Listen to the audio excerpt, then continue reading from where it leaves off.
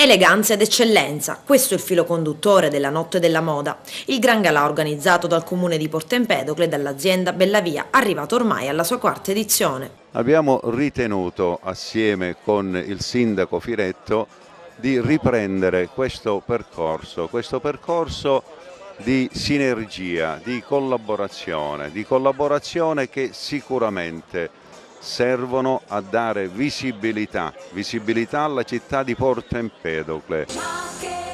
Madrina della manifestazione ancora una volta la cantante, giornalista e presentatrice Gio Squillo, divenuta ormai testimonial dell'azienda Bellavia. Credo che sia assolutamente importante oggi mantenere fede a quello che sono le nostre capacità, le nostre eccellenze, quindi cultura, gente meravigliosa che porta la propria impresa in tutto il mondo, ma anche gente che sa scegliere bene come lo fa Bellavia, che lo fa bene da 50 anni a questa parte, quindi con grande tradizione ma anche con grande passione. In passerella non solo gli abiti della nuova collezione autunno-inverno dell'Atelier di Moda Empedoclino, ma sfilare anche l'eccellenza artistica.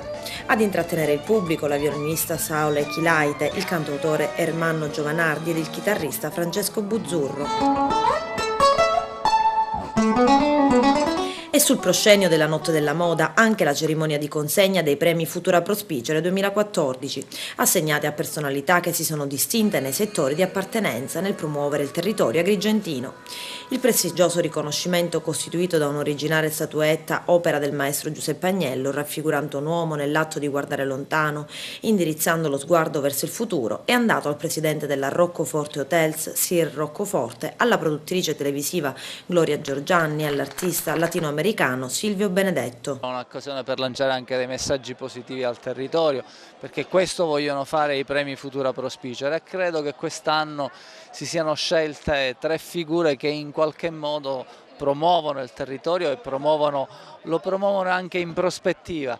Sir Roccoforte, recita la motivazione, ha creduto nel nostro territorio investendo nella realizzazione di una grande struttura ricettiva e sportiva di fascia alta, il Verdura Golf e Spa Resort. Sono venuto perché ho cercato in giro per la Sicilia e questo è il posto che mi è piaciuto di più, perché il paesaggio è bellissimo, dove c'è verdura, c'è il mare, c'è il retrocampagna, che le montagne, si vede Caltabellotta.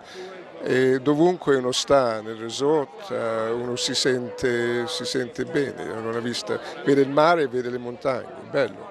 In platea il pubblico delle grandi occasioni, le autorità e la politica. La Notte della Moda sarà trasmessa anche sul canale Class TV Moda.